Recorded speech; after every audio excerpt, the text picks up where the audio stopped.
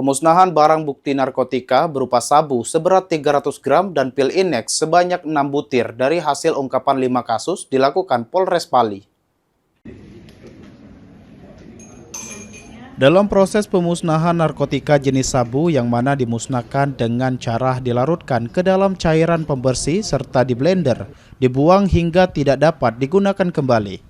Sementara 6 butir pil ekstasi dihancurkan hingga tidak berbentuk dan dibuang ke selokan.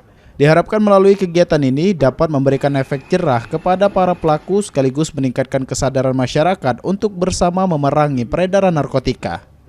AKBP Yunar Hotma Parulian Sirait selaku Kapolres Pali menyampaikan jika Polres Pali berkomitmen mengajak seluruh stakeholder dan masyarakat di wilayah Pali untuk sama-sama memerangi narkoba dan memberantas peredaran narkoba di wilayah hukum Polres Pali.